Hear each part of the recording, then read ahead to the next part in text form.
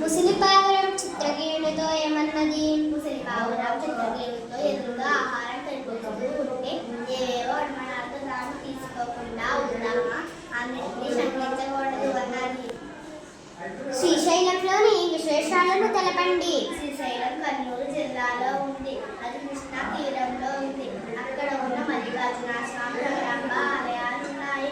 అక్కడ కృష్ణానదిపై శ్రీశైలం ప్రాజెక్టు కట్టారు. అక్కడ ఉన్న జల విద్యుత్ కేంద్రం విద్యుత్ శక్తిని తయారు చేస్తుంది.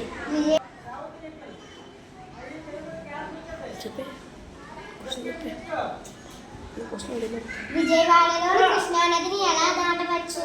విజయవాడలో కృష్ణానదిని పడవ మీద కానీ బల్లగట్టు మీదనో దాటవచ్చు. లేదంటే కనకదుర్గమ్మ వారి మీదుగా వాహనాలలో కృష్ణానదిని దాటవచ్చు. బ్రాహ్మణుడు భార్యను ఏమని అడిగాడు? ఎందుకు? ఒకదాని వెంట ఒకటి తల మీద సిద్ధమవుతున్న మూటలు తీసి బాబానికి ఓపిక అయిపోయింది.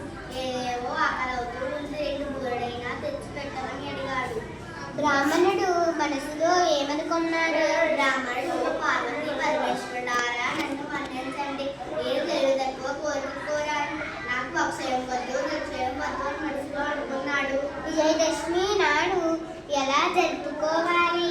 విజయదశమి నాడు పొద్దుటే తలస్నానం చేయాలి. నూతన వస్త్రాలు ధరించి ఇష్టదేవతను పూజించాలి. ఆనాటి సాయంకాలం మేళతాళాలతో పొలిమేరకు వెళ్ళి జమ్మి చెట్టును పూజించాలి. గ్రామంలోకి తిరిగి వచ్చిన తరువాత పెద్దలకు జమ్మి కొమ్మలను ఇచ్చి నమస్కారాలు చేసి ఆశీర్వాదం పొందాలి. రాముడు అంటే ఏమిటి? ఉత్తర భారతంలో రాముడు కుంభకరుడు బుట్ట బొమ్మలు తయారు చేసి ఊరేగించి ఆ తరువాత మైదానంలో కారుస్తారు.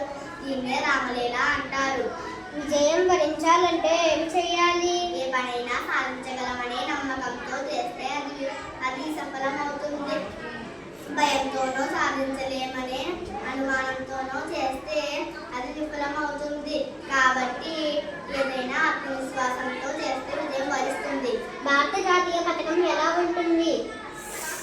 జాతీయ పతాకంలో 3 రంగులు ఉంటాయి. కాషాయం, తెలుపు, ఆకుపచ్చ రంగుల్లో సమాంతరంగా అడ్డంగా ఉంటాయి.